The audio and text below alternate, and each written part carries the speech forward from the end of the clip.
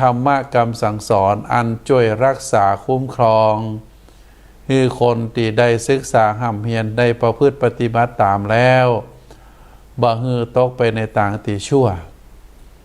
พระรัตนตรัยองค์ที่สามก็คือพระอริยสงฆ์พระอริยสงฆ์เจ้าทั้งหลาย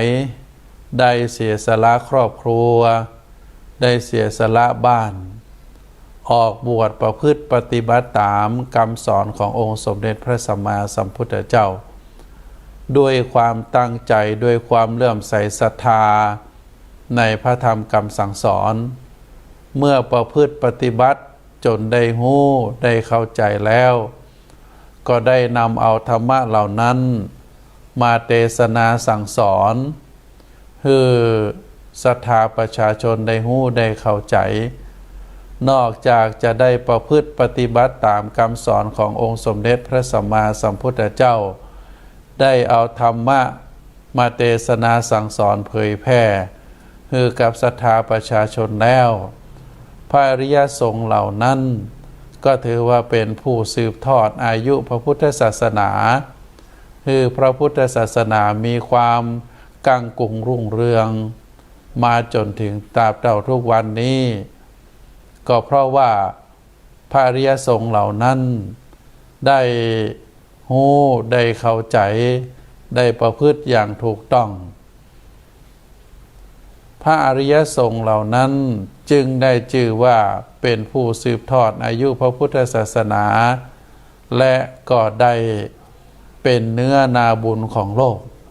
คำว่าเป็นเนื้อนาบุญของโลกนั้นก็หมายถึงว่าบุญกุศลอันติศรัทธาญาติโยมนั้นจะทำมือคนทั้งหลายก็ทำได้ก็เกิดบุญเกิดกุศลเหมือนเดียวกันแต่ถ้าได้ทำกับพระอริยสงฆ์แล้วก็ถือว่าพระอริยสงฆ์เหล่านั้นเป็นผู้บริสุทธิ์เป็นผู้หมดจดสามารถที่จะก่อให้เกิดบุญเกิดกุศลที่ยิ่งใหญ่อันนี้เป็นพระรัตนตรัยองค์ที่สามขอถวายความเคารพนอบน้อมบูชาครูบาอาจารย์พระเถรานุเถระเจ้าคณะพระสังฆาธิการทั้งหลายขอเจริญพรศรัทธาญาติโยมเนอวันนี้รายการสุขใจก็ได้มีโอกาสกลับมาปะกับท่านสาธุชนแห่งครั้งหนึ่งทุกคืนวันจันทร์ในเวลาประมาณนี้เป็นต้นไปก็จะได้นำเอาความรู้ความเข้าใจในทางพระพุทธศาสนามาเจริญพรในศรัทธาญาติโยมเป็นธรรมบรรณาการก็คือได้มอบธรรมกรรมสั่งสอนของพระพุทธเจ้าเป็นการตอบแทนในมิตรไมตรีเป็นการตอบแทนในฮือกับศรัทธาญาติโยมที่เกยทนุบำรุงพระพุทธศาสนาแล้วก็เป็นปฏิการะตอบแทนฮือลูกศิษย์ลูกหาทุกขันทุกคนที่ได้หูจักกันการที่ได้จัดรายการสุขใจทุกคืนนั้นก็หวังเพื่อที่จะให้ศรัทธาญาติโยมลูกศิษย์ลูกหาได้หู้ได้เข้าใจในพระธรรมคำสอนขององค์สมเด็จพระสัมมาสัมพุทธเจ้าในการจัดรายการในครั้งนี้ก็ตามที่ได้เจริญพรในศรัทธาญาติโยมว่าเป็นการจัดรายการออกทางสถานีวิทยุ 104.5 เมกะเฮิรตซ์คลื่นเพื่อการศึกษาพระพุทธศาสนาและวัฒนธรรมของจังหวัดเชียงใหม่ซึ่งได้ถ่ายทอดจากวัดฝายหินตำบลสุเทพอำเภอเมืองจังหวัดเชียงใหม่โดยได้รับการเมตตาอนุเคราะห์จากท่านอาจารย์ท่านพระครูสมุวิสุวัตรวรกิจโจเป็นผู้อำนวยการสถานีวิทยุก็ได้เมตตาอนุเคราะห์เวลาตั้งแต่3 ทุ่มเป็นต้นไปทุกคืนวันจันทร์ในศรัทธาญาติโยมแล้วก็ในช่วงนี้ตามที่เราทราบแล้วว่า ในเป็นกาลทานในการทำบุญก็คือการทอดกฐินนะการทอดกฐินก็มีเกือบทุกวัดในปีนี้ก็จะหันหลายวัดหลายวาที่ได้รับการทนุบำรุงจากศรัทธาญาติโยมถึงแม้ว่าในปีนี้จะไปมีสภาพเศรษฐกิจไม่ค่อยดีอยู่ในช่วงการแพร่ระบาดโควิด-19 ก็ทำให้กิจการหลายสิ่งหลายอย่างได้ลดน้อยถอยลงไปแต่ว่าการทำบุญของศรัทธาญาติโยมนั้นก็ยังมีนักหนาป่าป้านก็เกือบทุกวัดก็ได้รับการเอาใจใส่ดูแลโดยการมีการทอดกฐินนะอย่างเช่นวัดพระสิงห์วัดพระสิงห์วรมหาวิหารปีนี้ก็ทอดไปเรียบร้อยแล้วทอดเมื่อวันเสาร์ที่17ที่ผ่านมาได้มีหน่วยงานของทางราชการก็คือกศน.สำนักงานส่งเสริมการศึกษาตามอัธยาศัยก็ได้ขอรับพระราชทานผ้าพระกฐินจากพระบาทสมเด็จพระเจ้าอยู่หัวแล้วก็ได้นำมาต่อแด่พระสงฆ์ที่วัดพระสิงห์ในปีนี้ศรัทธาญาติโยมหลายๆคนได้ถามว่าในปีนี้พระภิกษุสามเณรจำพรรษาวัดพระสิงห์มีจำนวนเท่าใดก็ได้แจ้งให้ท่านทั้งหลายได้ทราบหลายๆครั้งก็คือในปีนี้วัดพระสิงห์นั้นมีพระภิกษุจำพรรษาอยู่50 รูปแล้วก็มีน้องเนนจำพรรษาอยู่ประมาณประมาณ60ป่ายนะ64รูปก็ได้ตอดไปเรียบร้อยแล้วก็เป็นที่น่าอนุโมทนาว่าสำนักส่งเสริมการศึกษานอกระบบแล้วก็ตามอัธยาศัยนั้นหรือกศน.เดิมก็ได้ปากันมาทำบุญทอดกฐินที่วัดพระสิงห์มาจากทั่วประเทศข้าราชการที่ทำงานด้านการศึกษาตามอัธยาศัยแล้วก็การศึกษานอกระบบได้ปากันมาทำบุญเป็นจำนวนนักก็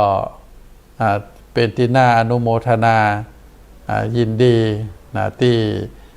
ศรัทธาญาติโยมโดยเฉพาะเจ้าพุทธของเฮายังหันความสำคัญในการทนุบำรุงพระพุทธศาสนาโดยการทอดกฐินซึ่งเฮาได้ทราบกันแล้วว่าการทอดกฐินนั้นเป็นกาลทานเป็นการทำบุญ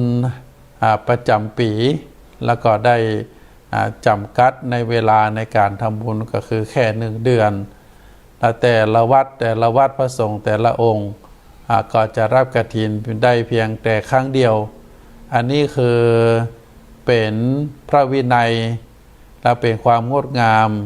ในการประกอบกิจการในการทำบุญโดยเฉพาะ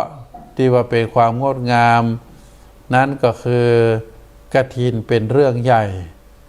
ก็จะต้องได้รับความร่วมมือจากหลายส่วนหลายฝ่ายกระทำให้งานกฐินนั้นเป็นไปด้วยความเรียบร้อยบางทีความยิ่งใหญ่ของกฐินเราเรียกว่าเป็นจุลกฐินจุลกฐินตัวนี้ก็จะต้องแสดงถึงวิถีชีวิตความเป็นมา ของการในการต่อผ้าในการเย็บผ้าในการซักผ้ารีดผ้าก็คือเซตภายในวันเดียวก็เป็นความยิ่งใหญ่ของกฐินเรียกว่าจุลกฐิน ก็คือศรัทธาญาติโยมก่อยๆศึกษาห้ามเหียนไปในเรื่องต่างหลายเหล่านี้สำหรับธรรมะที่จะฝากคือศรัทธาญาติโยมได้พินิจพิจารณานั้นเพราะว่าธรรมะคำสั่งสอนขององค์สมเด็จพระสัมมาสัมพุทธเจ้า มีหลายสิ่งหลายประการนะก็เฮาท่านทั้งหลายในฐานะที่เป็นเจ้าพุทธเฮาก็จะต้องศึกษาห้ำเพียรแล้วก็พยายามที่จะฮือธรรมกรรมสั่งสอนเหล่านั้นได้เข้ามาสู่จิตสู่ใจของเฮาเพื่อที่เฮานั้นจะได้มีโอกาสในการประพฤติปฏิบัติบางทีตลอดชีวิตของหมู่เฮานั้นเฮาก็บ่สามารถที่จะฮู้ธรรมกรรมสั่งสอนของพระพุทธองค์ได้ถึงแม้ว่าเฮาจะอายุนักอย่างอาตมาภาพบวชเมินถามว่าฮู้ธรรมะมดก็บ่มดนะเพราะว่าธรรมะของพระพุทธองค์นี้มีถึง 84,000 พระธรรมขันธ์ซึ่งปรากฏเป็นหนังสือพระไตรปิฎกอยู่3กลุ่ม3ตรกาแล้วก็แต่ละตรกาแต่ละเรื่องก็มีหนังสือได้เขียนเป็นตัวอักษรไว้เป็นจำนวนนักเพราะฉะนั้นก็จะต้องมีการศึกษาห้ามเพียรเป็นลำดับต่อไปศรัทธาญาติโยมมีหลายผู้หลายคนมักจะมาบ่นมักจะมาบ่นว่าไม่ว่าจะเป็นเพื่อนร่วมงานก็ดีนะศรัทธาญาติโยมการทำงานในบริษัทหรือในสำนักงานในราชการส่วนใดส่วนหนึ่งก็จะมีคนทั้งหลายที่ได้เข้ามาเกี่ยวข้องเฮาบางคนก็มักจะอู้ว่าทำงานนี่งานแต่นะบักกลัวนะแต่กลัวคนที่อยู่รอบข้างเพราะว่าคนทั้งหลายนั้นที่มาทำงานร่วมกันนั้น10 คนก็10 ปัญหา10 คนก็10 ความคิด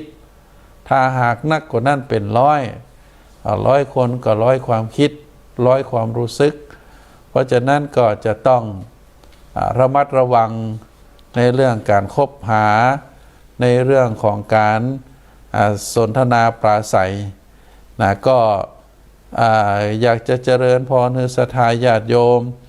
ได้ฮู้ได้เข้าใจว่าการที่เฮาท่านทั้งหลายได้ศึกษาห้ำเพียรตามพระธรรมคำสั่งสอนขององค์สมเด็จพระสัมมาสัมพุทธเจ้าแล้วบางทีเฮาศึกษาแตะเฮียนฮู้แตะหลายผู้หลายคนก็สอบบาลีได้หลายประโยคบางผู้บางคนก็สอบธรรมศึกษาหรือนักธรรมได้หรือบางทีก็มีความรู้มีภูมิธรรมแต่ว่าในสิ่งที่กระทำจากท่านทั้งหลายเหล่านั้นก็ดูเหมือนว่าจะห่างเหินจากทางวัดถามว่าห่างเหินจากทางวัดนะเพราะเป็นจะลักษณะแบบใดก็มีความหมายในยะว่าบางคนก็เข้าวัดตึงวันเข้าวัดแต่ว่ามีจุดประสงค์เป็นอย่างอื่นถามว่าเข้าวัดแล้วได้ศึกษาห้ำเพียรพระธรรมคำสั่งสอนก็มักจะตอบว่าบ่ชอบบ่มีเวลาอย่างเฮาทั้งหลายได้ไปทัศนศึกษาที่ประเทศพม่าหรือประเทศเมียนมาหลายเมืองศรัทธาญาติโยมเฮานับถือถึงในความเริ่มใส่ในทางพระพุทธศาสนาไปแต่ละวัดบอกว่าจะเป็นวัดใหญ่วัดหน่อยก็จะมีญาติโยมบอกว่าจะเป็นอุบาสกอุบาสิกาเปิดมักจะมานั่งสวดมนต์แล้วก็เจริญจิตภาวนาใกล้ๆกับเจดีย์เจดีย์ทุกวัดก็จะเป็นลักษณะแบบนี้ก็แสดงว่าความเริ่มใสในทางพระพุทธศาสนาของศรัทธาประชาชนชาวเมียนมานั่นเปิดยังเริ่มใสเคารพเริ่มใสมานั่งสวดมนต์ได้เองหรือบางทีบ่ได้มาสวดมนต์แต่ก็ได้มากราบพระถึงเวลาแล้วเปิดก็เอาปิ่นโตเอาอย่างมาตวยก็มานั่งกินท่านตึงพ่อตึงแม่ตึงลูกก็เป็นภาพที่งดงามก็เจ้าพม่านั้น เปิ้นยังมีความเลื่อมใสนะเลื่อมใสในทางพระพุทธศาสนาที่เอาเรื่องนี้มาอูก็เพื่อที่จะให้ศรัทธาญาติโยมได้ฮู้ได้เข้าใจว่ามนุษย์คนเฮานั้นนะที่เมื่อมาได้เกิดมาเป็นมนุษย์แล้วเนี่ยศรัทธาญาติโยมบางทีก็บุญญาบารมีของแต่ละคนบ่เท่ากันถึงแม้ว่าเฮาเป็นพี่เป็นน้องกันแต่เมื่อเกิดออกมาแล้วความละเอียดความหยาบความระดับสติปัญญาก็บ่เท่ากันนะมีนักมีน้อยบ่เท่ากันอันนี้คือความแตกต่างระหว่างบุคคลขนาดว่าเป็น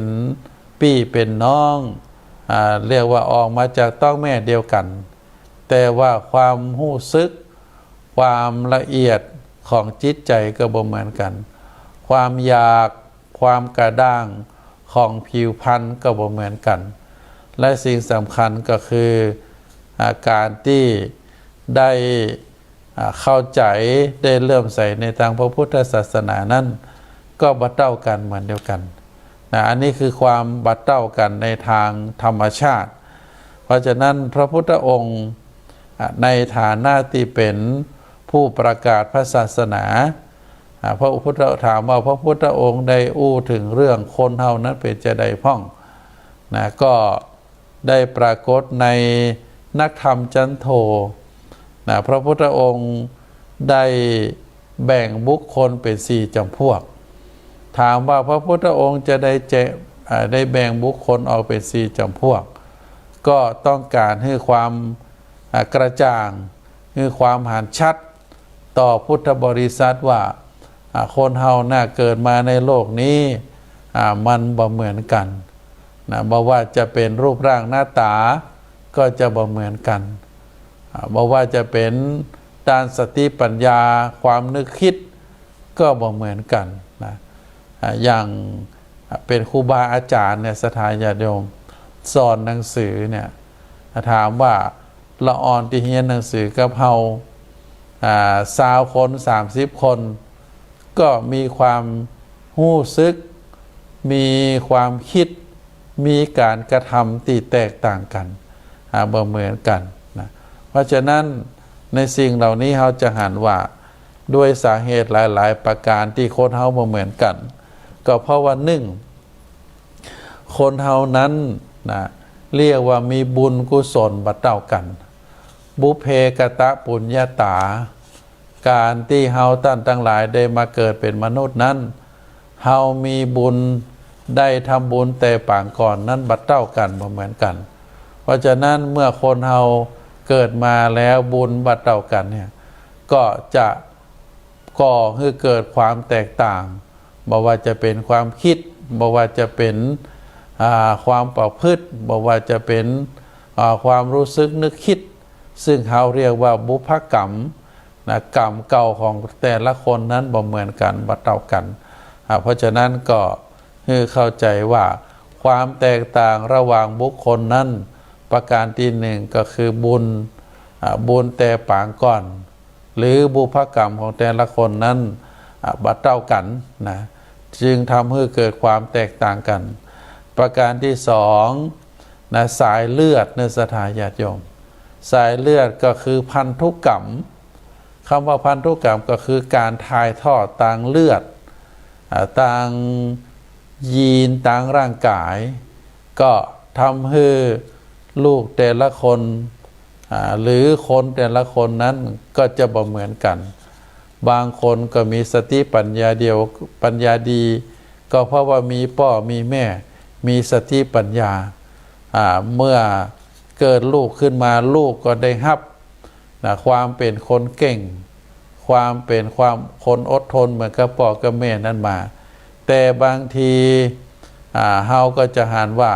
พ่อแม่บางคนดีพ่อแม่บางคนนั้นมีนิสัยเรียบร้อยดีงามเลื่อมใสในทางพระพุทธศาสนาแต่ลูกเกิดมาแล้วก็จะมีความแตกต่างมีความแตกต่างบ่เหมือนกันอันนี้ก็เพราะว่ากรรมของแต่ละคนนั้นบ่เท่ากันเราเรียกว่าเป็นบุพกรรมแล้วก็ต่อมานอกจากบุพกรรมแล้ว ก็คือพันธุกรรมก็คือสายเลือดศรัทธาญาติโยมสายเลือดบางทีเฮาก็มักจะได้ยินว่าคนนั่นทำบ่ดีคนนี้ทำบ่ดีก็มักจะมีคนที่เข้าใจที่ฮู้ก็มักจะมาตัดบทตัดความเพื่อที่จะให้บ่ต้องได้เถียงกันบอกมันก็เหมือนพ่อเหมือนแม่มันนะ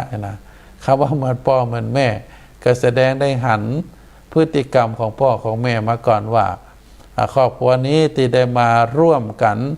สร้างครอบครัวมีลูกขึ้นมานั้นก่อนที่จะมาสร้างครอบครัวนั้นตึงพ่อตึงแม่เป็นคนจะได้มาพ้องก็จะเป็นลักษณะแบบนี้ศรัทธาญาติโยมก็เพราะฉะนั้นก็นอกจากจะมีบุพกรรมแล้วก็พันธุกรรมแล้วแห่งประการหนึ่งที่สร้างความเรียกว่าสร้างความแตกต่างคือกับบุคคลก็คือสภาพสิ่งแวดล้อมในศรัทธาญาติโยมสภาพสิ่งแวดล้อมของแต่ละคนตั้งแต่เกิดมาจนถึงปัจจุบันเนี่ยสภาพแวดล้อมนั้นมันเหมือนกันเมื่อสภาพแวดล้อมเหมือนกันแล้วก็ส่งผลให้คนเฮานั้นมีความคิดเหมือนกันอย่างยกตัวอย่างอาตมาภาพก็ถามว่าสิ่งแวดล้อมของอาตมาภาพนั้นเป็นจะใดพ่องก็ต้องเจริญพรว่าก็อยู่กับครูบาอาจารย์ตั้งแต่บวชวันแรกแล้วก็อยู่วัดอยู่กับครูบาอาจารย์เรียนหนังสือมาหลังจากนั้นก็ได้รับมอบหมายให้ทำการทำงานตามภาระหน้าที่ความสามารถเพราะฉะนั้นก็ถามว่าสภาพแวดล้อมนี่เป็นจะใดนะก็เรียกว่าเป็นสภาพแวดล้อมเกี่ยวกับพระพุทธศาสนา30 กว่าปี30 กว่าปี40 กว่าปีที่ได้เข้ามาสู่พระพุทธศาสนานั้นก็ได้รับการหล่อหลอมความรู้สึกนึกคิดในการฮักเคารพพระพุทธศาสนาเพราะฉะนั้นก็ศรัทธาญาติโยมที่อาตมาภาพได้เจริญพรในวันนี้นั้นก็เจริญพรให้ทราบว่าคนเฮานั้นก็เพราะว่ามีความเรียกว่ามีสภาพสิ่งแวดล้อมบัดเท่ากันแล้วก็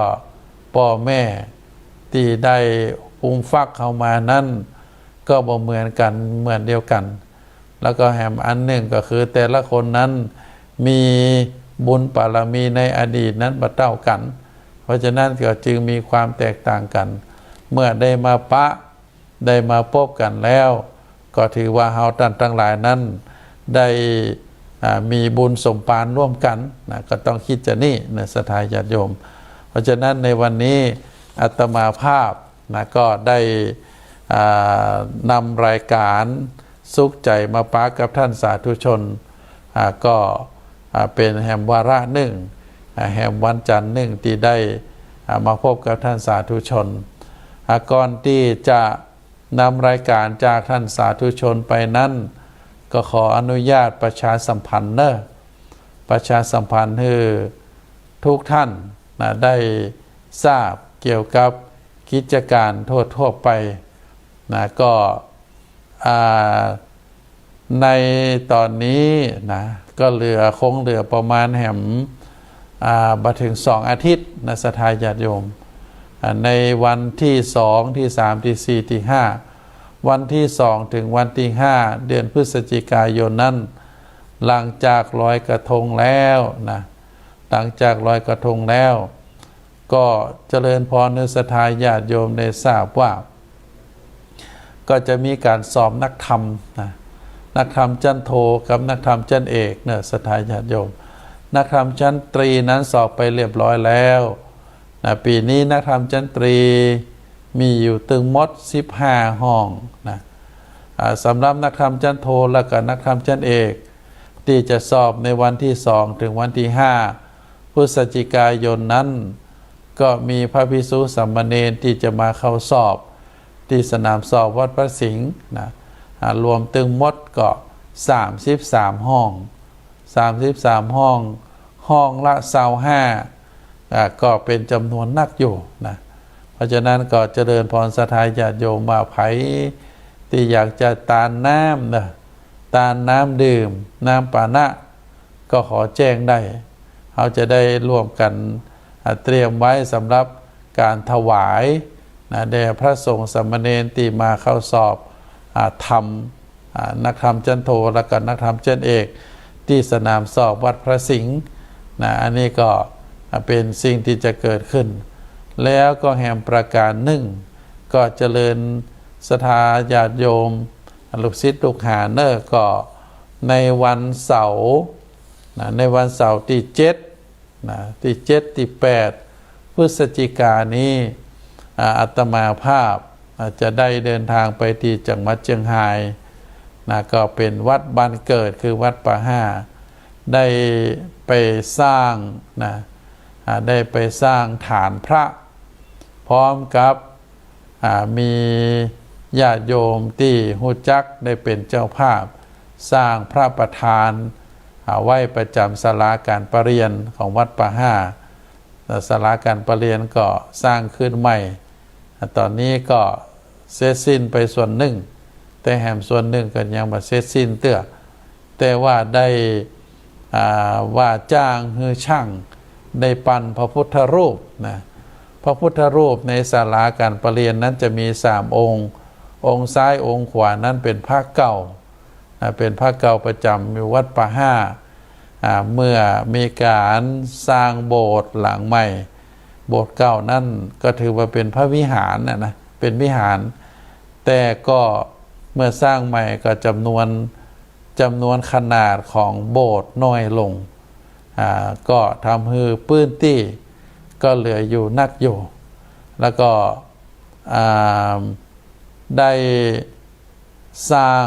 นะได้สร้างปั้นองค์พระองค์หนึ่งก็ได้จำลองไปจากพระเจ้ากอตือวัดเจ็ดยอดก็ศาลาหรือช่างได้ปั้นเรียบร้อยแล้วนะก็เป็นพระพุทธรูปที่งดงามก็จะได้ทำพิธีพุทธาภิเษกในสถานญาติโยมทำพิธีพุทธาภิเษกพระประธานประจำศาลาการประเรียนที่วัดป่าห้าก็จะได้เรียกว่าทำพิธีพุทธาภิเษกถูกต้องตามขนบธรรมเนียมประเพณีที่ครูบาอาจารย์ได้ทำมาเมื่อมีพุทธาภิเษกแล้วก็จะได้น้อมถวายไว้ในพระพุทธศาสนาประจำศาลาการประเรียนท่านลูกหลานในวันตั้งหน้าก็จะได้กราบได้ไหว้กันอันนี้ก็เจริญพรในศรัทธาญาติโยมเนอวันที่7วันที่8เดือนพฤศจิกายนจะได้เดินทางไปที่จังหวัดเชียงรายไปทำพิธีพุทธาภิเษกพระพุทธรูปประจำศาลาการประเรียนอันนี้ก็เจริญพรในศรัทธาญาติโยมเนอเอาละในวาระสุดท้ายนี้นะอาตมาภาพก็ขอ